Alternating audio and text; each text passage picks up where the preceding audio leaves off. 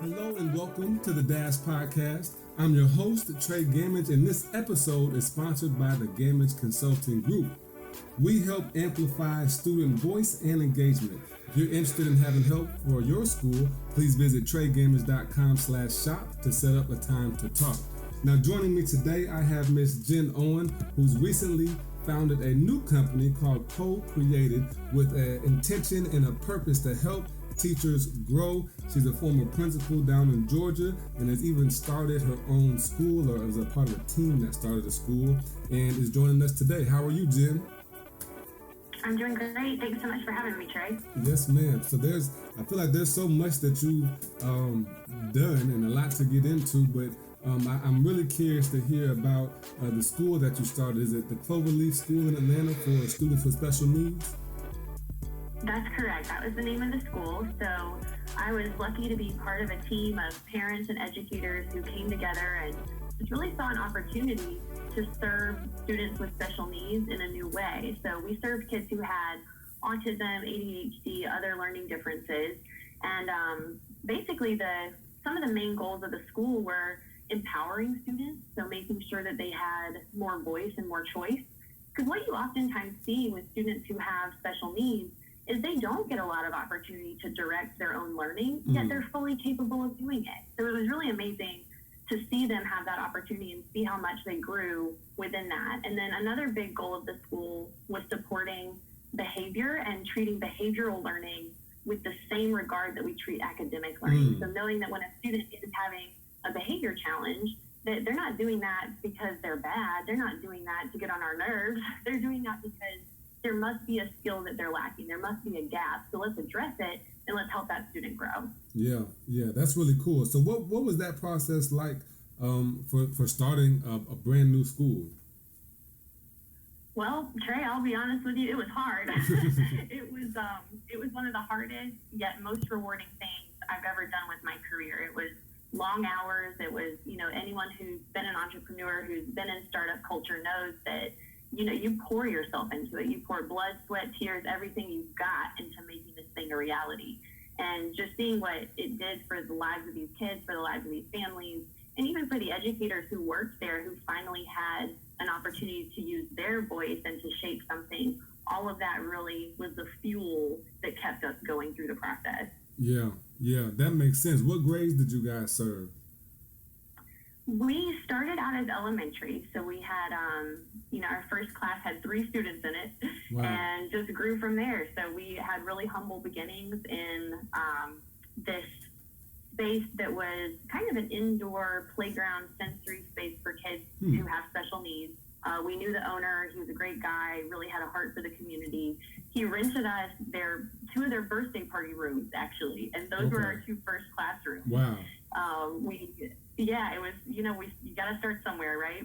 So we had that, and then as we grew over time, we found a church that rented us a larger space, and then outgrew that and found our own space and occupied that. So it was a process. It was a process and a journey, and we went from the elementary ages all the way up through middle school. Okay, that's really fun. I'm a part of a charter school now. I wasn't a founding member, but same type of style. Started with I think K through 3 and less than 50 students, and have grown up 1 year each since. In year 7 now at the PD Math Science and Technology Academy. Now it's K through 10 with over 217 students. So I definitely understand that grassroots building. There's just something about it, and I feel like Atlanta has a nice variety of schools and options for kids to choose from.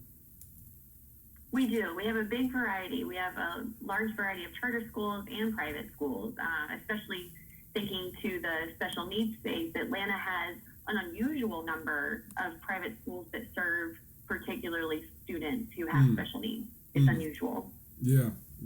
Well, and I know you mentioned right before we jumped on the air that the difficulty in making a change in a large public school. Can you talk about some of that and why these alternative schools or school choice was important for you?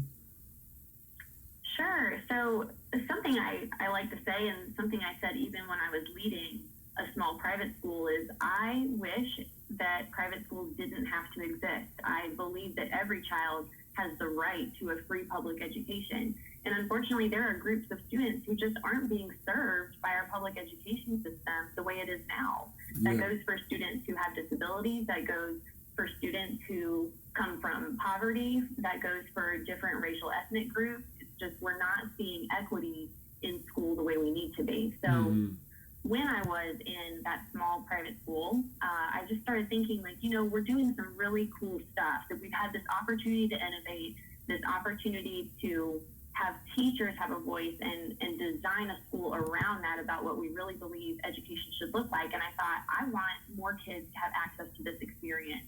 And so I moved from being in that private school setting to coaching teachers in a public charter school setting. And so I was thinking, I want to be closer to the classroom again. I had worked myself into a job where my days were filled with finance and fundraising. And, that's not where I got into education. That's not where my heart was. And so I wanted to be involved with the teaching and learning side. So I started coaching teachers, and then from within the public school, I learned quite quickly how many obstacles you're up against with making change. Like, innovation in a gigantic public school or a gigantic public system is often really hard. I feel for teachers and for administrators that are in that environment trying to make change, and you just kind of run into walls with it. Mm-hmm. Do you feel like that's more because of the structure that goes with your traditional schools and the regulations that you have to follow in a traditional school versus the flexibility of a charter or private school? Yeah, I think that word flexibility is a huge key. So something that someone asked me recently that has stuck with me, and I'd love to get your input even, Trey, is, we've got a lot of great ideas at this point as educators about the way teaching and learning should be, what should schools look like? Yeah. So we've got all these great ideas. What are the top 3 reasons we're not doing it that way already? What are the top 3 obstacles that are getting in the way of that? And so, what's your opinion? What do you think about that? What are the things getting in the way? Yeah, well, that's a beautiful point to make right there. I think, I say, everybody's afraid of change. And, from the rooted to the tutor, education is something that has not really seen a wide variety of change in 100 years. Everything's changed, from tuition prices to cell phones, communication. But for some reason, our school system has stayed the same. And it may be a part of, the system that it started with, which was, in the 40s and 50s, assembly lines and the things that we were learning in school were helpful for the lifestyle that we had to live. But today, those things don't match. But I think people are still afraid to change. So that's one. Let's see.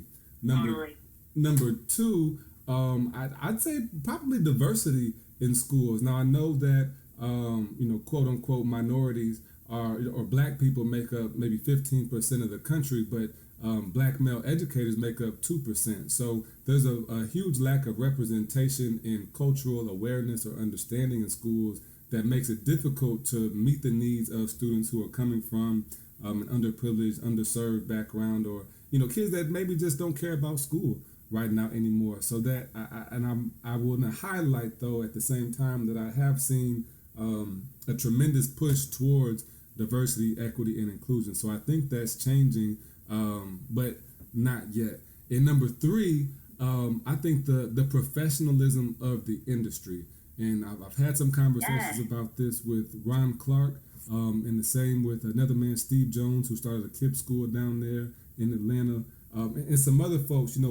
Why do teachers get paid $28,000? They're in charge of literally raising and building the next crop of generation of people in the workforce, in the world, in our lives. But yet we don't treat our teachers like professionals. We hold teachers to a tremendously high standard, yet they don't have time to complete any work on campus. They're forced to take their work home, to lesson plan and everything, and still get a second or third job to pay their bills and live a comfortable lifestyle. They're probably one of the most important jobs in the country or in the world, but yet we treat it like it's we treat it like it's a very low level kind of position, when it's really something that should be an honorable position to be a change in. And again, I feel like there's some direction going towards it with these presidential elections. Every candidate has a conversation about supplementing student or teacher income. We'll see how that goes, but the conversation is starting to grow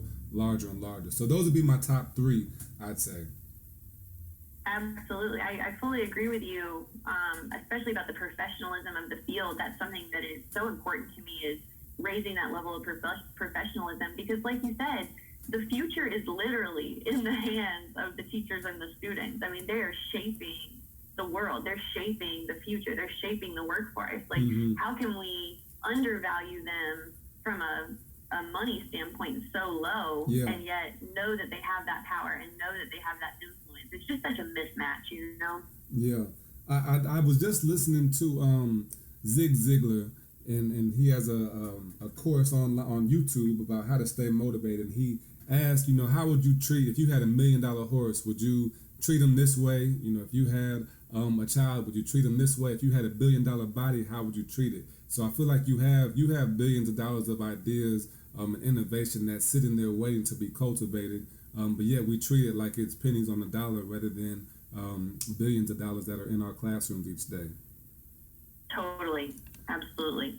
So I think, from that standpoint, and just to summarize those 3 points that I know I just made myself, change is the maybe not number one, no order, but being afraid of change, diversity, equity, inclusion, and professionalism are the 3 reasons that I would say that education has stayed the same. But yourself and myself, this podcast has been founded to help bridge the gap in education through challenging, meaningful, and significant conversation. And similar with the work that I do as a consultant, helping to amplify student voice and engagement, keep students in class, and develop teachers, you're doing very similar work with Co-Created. Can you talk about why you wanted to start this company and what you're working to do to help bridge these gaps in education? Sure, thank you. It's I think back to the experience I shared with you about being part of a small special needs school, helping start that, then moving into the private school world. I also recently served in a school that was more of an affluent private school. And so when I look at my career has not been very long, but it has been very diverse. So right. I've worked with schools that serve predominantly students of color, and then schools that serve predominantly students who are white, schools that are serving predominantly students from poverty, and then other schools where they come mostly from affluent, and then finally schools that serve students who are neurotypical, and then schools that serve students that are neuroatypical. So I'm looking at all of these differences among these schools, and what I came to finally was that across every one of those differences, there's not a single one of them who doesn't deserve an education that is humanizing and equitable. And that became the foundation for starting Co-Created. That became our mission. We want every student to have a human experience in education, to have, this world full of connectedness and agency where they are using their voice, where they are active participants in the education. And then equity, because we want every student to have access to that. And what I observed is that that's not the world we're living in, and that's not a world I'm okay with, and I'm here to do something about it. So the way that we do it at Co-Created is we partner with schools to provide training, and the 4 secret ingredients we think that are going to get us to that world that we're envisioning, that world where education is humanizing and equitable, are we want the classroom experience to be empowering. That means kids are using their power, they're trying to make change, they are active participants. The classrooms are inclusive, where everybody feels like they belong, regardless of their background, ability, race, socioeconomic status, regardless. Third is the classroom experience is rigorous, where students are being actively challenged, where they're remaining curious, that spark for learning stays alive. And then finally, supportive, where the behavioral structures in the school are supporting that student to get where they need to be. I love that. I love the way you just broke that down. And it's always so important to have those pillars. Let's take it to another layer of depth and talking about your 4 key ingredients. What are some of the ways that you're able to use these ingredients when you're working with schools to help develop and grow teachers? Sure. So something I often say is one of the hardest things in the world to change is a mindset. And, we have, like you were mentioning, we've got kind of this fear of change, this stuck in the box situation. And so the the trainings that I want to provide are addressing the mindset piece. And some of the pieces that go into that are when someone's having a fear of change.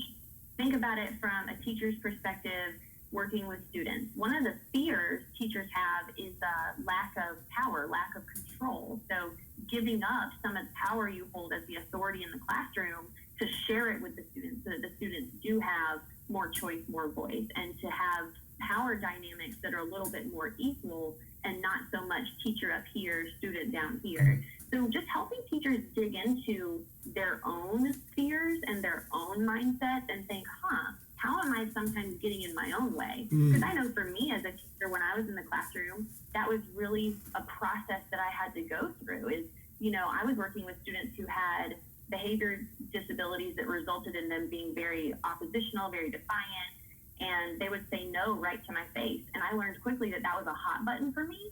Right. And I had to do some self-reflection because what it turns out is that's not about me. That child is having a kind of a storm going on within themselves, and they need me to be a solid object and be there for them and be strong for them to help carry them through that. And it's not personal. It's about me being the caring authority who's there for them and willing to see them through that storm. And that's where that empowering piece comes from as well. With those core four, that sounds like a very empowering model that you're using. And again, being on the same page, I know we both had conversation, or not together having conversations, but talking about keeping kids in class. What is the importance of having that student-centered approach and making sure that we understand that, like you said, that's not about you, but that's what you may, it might be your own personal bias or bias or a blind spot that, hey, why, this student shouldn't be able to pull my triggers like that or press my buttons like that.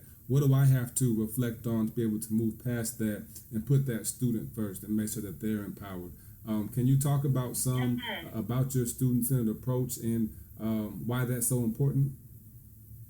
Sure. So the part you mentioned about putting kids out of class, I really feel for teachers. Like, their job is so hard, and I've been there, and that's where I really want to connect with teachers first and foremost. Is I get why you want to send that kid out. That kid might be disrupting. That kid might be using disrespectful language. That kid might be challenging you. So I get it. I get where you're coming from.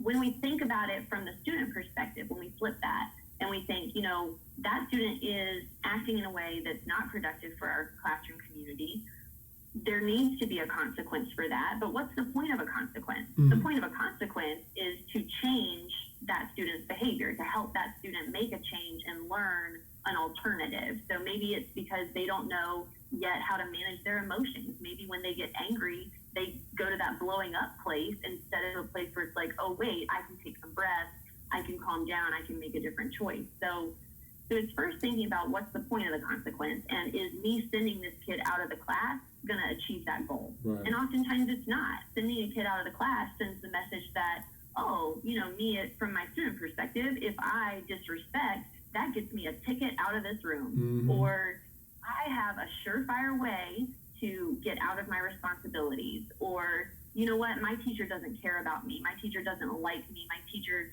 doesn't see me as worth the time and effort. So if we're putting kids out of class, we need to understand that that's the message we're sending. That's the message that student is receiving from us. Right. So even if we are feeling annoyed, even if we are feeling like we're trying to address the issue, what happens is different than what we're intending. Does that make sense? It absolutely does. It absolutely does. So, and I see on your website under the empowerment piece, you have a pop quiz to assess some of the practices that teachers are using in their classroom, and it's a series of continuums. There's 7 of them: a continuum of choice, voice, motivation, purpose, engagement, ownership, and self-efficacy. Now, you may not need to talk about all those, but if you can just hit on 1 or 2 of those and how these continuums, why should teachers be using some of these in the classroom? Absolutely. And the images that you're looking at, I'm so glad that you brought those up. Those are taken from the work of Barbara Bray, who's an amazing resource I would love for educators to check out. And she designed these beautiful continuums. And it's a great tool for teachers to use to reflect on, is my classroom an empowering environment? Because if students are feeling empowered by their day-to-day education experience, they're going to feel less need to get involved with a power struggle with me as the adult in the room, right? Because they have power outlets. They have these opportunities to like channel that energy somewhere instead of channeling it into a power struggle with the teacher. So yeah, choice and voice. Is the work that they're doing of their own choosing sometimes? Are they choosing how to go about showing their learning? And do they have a voice in how this classroom runs? Are they involved in helping make the classroom rules, or the way that we worded it in my background was our classroom commitments. Like we make commitments to one another because we're a community together. So getting them to buy in and know that they do count, they matter, that it's not just my way or the highway, this is our journey that we're creating together. Yeah, I love that. Those are great. I like those images a lot. They make it really simple and really easy to understand as well. So with your business and co-created, your overall mission is to help teachers grow. What are the primary obstacles? And to flip that question back on you, what are the primary obstacles that you're trying to go in and help solve problems for with the schools that you're working with? Sure. So my big three, to answer the same question that I passed on to you, my first one is very similar to yours. I think there's just this lack of a spirit of innovation in schools oftentimes. So I want to help cultivate that. I want to bring back that curiosity and that willingness to push barriers and to push boundaries and to expand and grow and try new things. And so helping school leaders and classroom leaders, that's what I call teachers, because that's what teachers are. They are the leaders of the classroom. They do feel scared. And so being a support to them and saying, you know what, I'm coming in as your thought partner. I'm coming in as your champion, your cheerleader, and I'm here with you. And we are going to push some boundaries, and we're going to start finding comfort in discomfort, because that's the route to change. So that first one was about innovation. The next one that we're up against is high stakes testing culture. So testing, I want to separate out the word testing from the word high stakes, because I think you have to measure learning. You have to measure progress. The way we're measuring it, I think, is the problem. And the amount of fear that has been created around the test is what creates those high stakes. If teachers' jobs are on the line, they're not going to look at testing as a small deal. They're looking at it as a huge deal. If schools' ability to go on and survive as a school are based on their testing scores, we put that school in a really tough position to see past the test, haven't we? Yeah. So the third one I would say is size. So at this point, classrooms are so big and schools are so big and districts are so big that making change is really hard. We touched earlier on flexibility. It's hard to be flexible when everything is that massive, right? Right. So those are my big three. And then the follow-up question that my mentor asked me with that one was, so what are you doing every day to make those obstacles get out of the way? And that's the harder question, right? So, you mentioned you're doing this podcast, which I'm so grateful for the work you do and for having me on today. Some of the things I've thought about that I'm working on are writing articles and making sure that there's a wealth of resources for teachers on my website so that they can go in and they can say, what are some different ways I can assess learning without getting obsessed with high stakes testing? Or what are some ways I can do innovative practices in my classroom? Let me research and actually grow my practice. Or, even just spreading the word about what is the value of having smaller class size or smaller school size. And yeah, the value is not going to show up on standardized testing scores. That's what the research has showed. But maybe we're measuring the wrong thing. Maybe the size of the classroom affects students' lives in a very different way than what they score on a test.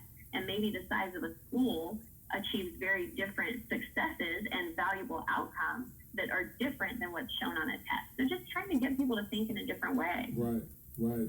I know I spoke to Heidi Ogilvy up in Maryland, and she talked about how sometimes schools can be data rich and information poor. So we have all this data, we have all this input, these testing and everything, but if we're not using the information to help be more inclusive in our schools or to change our approach, then the data doesn't make a difference. I love that. That's so well said. Yes, indeed. So, okay, Jen, how about your team? I know you've got a couple partners that you're working with at Co-Created. What's the role of the rest of your teammates? I do. So at this point, we're small, we're new, we're figuring it out as we go, and I like to be as transparent about that as possible. That we're here to learn too.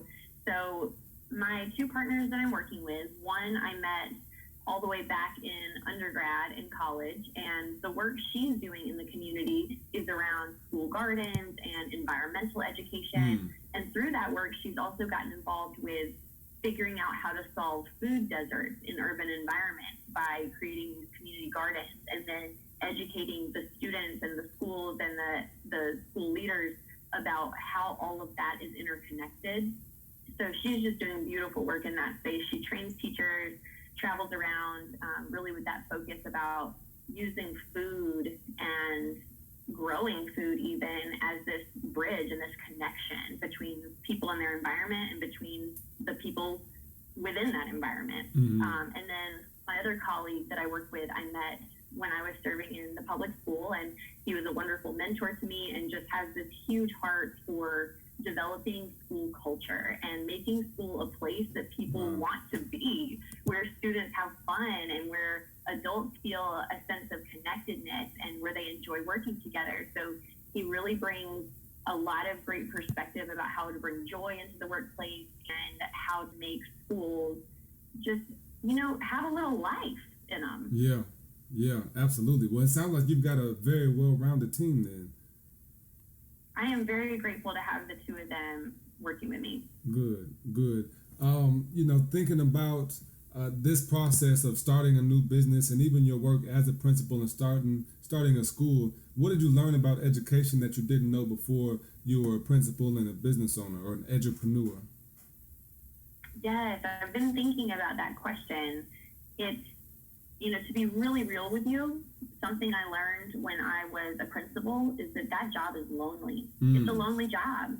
When there's that old saying, it's lonely at the top, and it's because you're facing problems and challenges that are so big and daunting that if you were to share those widely with your staff, it would overwhelm people. Wow. And so, you hold back and you don't share as much, and that gets really lonely. You carry a lot on your shoulders that you don't always have the opportunity to talk with your team about. So that was one thing I learned, and it gave me perspective now working with schools that, teachers and administrators, sometimes there's this divide between them. And I just want to help them have a more human outlook on each other that, last year I went back in the classroom for the first time after 4 years out of it. And it got me very much back in touch with the reality of the experience of a teacher.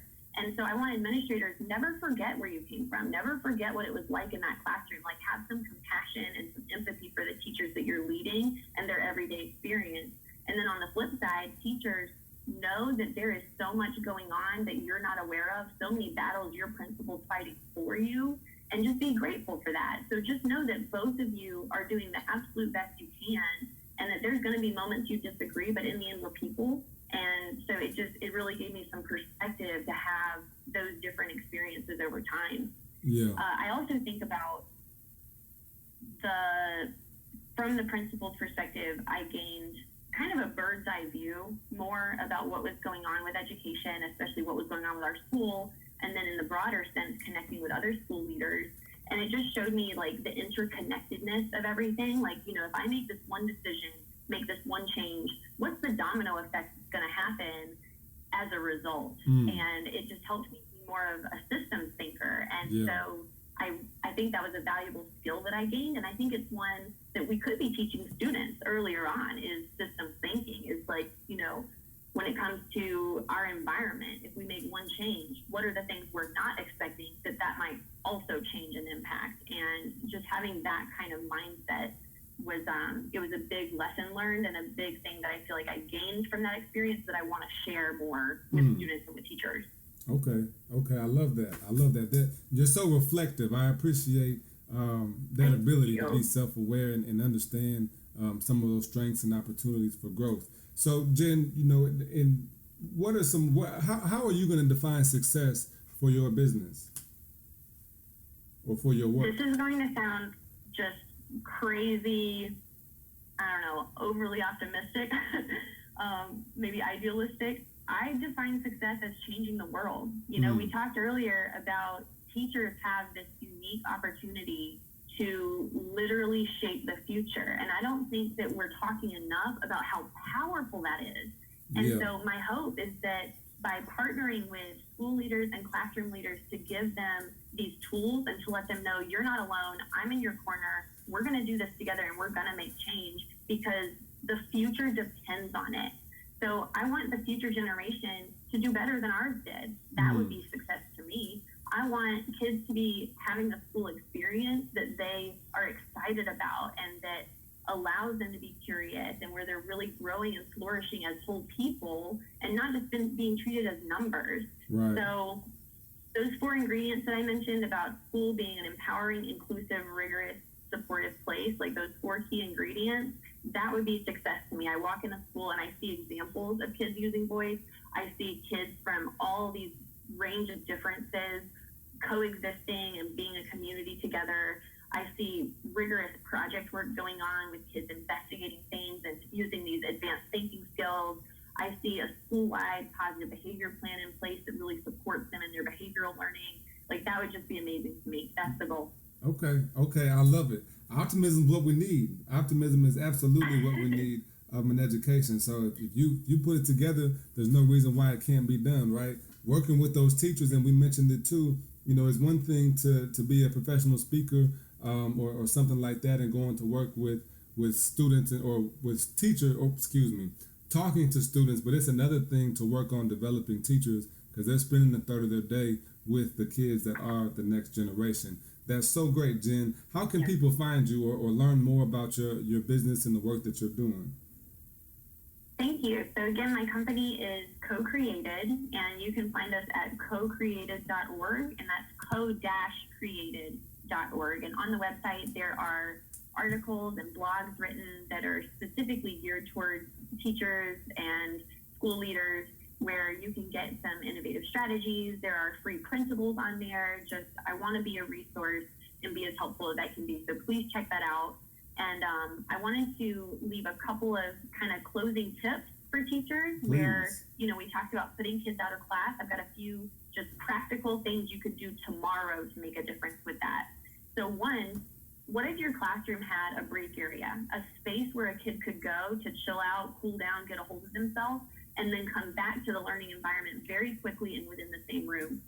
2, what are you doing every day to build a relationship with those kids, to get to know them as people? Because your relationship is the most powerful tool that you have to keep those kids in class, keep them on the right track, and to let them know that you're there for them. 3, learning how to pick your battles. So knowing that not every little thing needs redirection, but identifying the things that do and trying to redirect them as early as possible before they escalate. So the last one is thinking about the why behind the behavior. So every single time there's a misbehavior, it's to communicate a message. It's there's something going wrong. What's the why behind it? And if you can get in that mindset and think, why is this happening? Then you can find the right tool to adjust and to offer a solution that's going to help that child. Absolutely. I love that. Those are some great quick hitters right there, and they don't take much time or even effort, just intentionality to make them happen. Intentionality, that's a great word for it. Yes, indeed. Well, thank you so much, Jen, for sharing that with us, and thank you for listening to the Dash Podcast. Again, I'm Trey Gamage, and joining us today is Jen Owen. We're so glad to have you. This episode is brought to you by the Gamage Consulting Group, and you can visit treygamage.com to learn more about how to amplify student voice and engagement. Definitely go follow Jen on social media, check out her website, and we will see you next time. This is The Dash.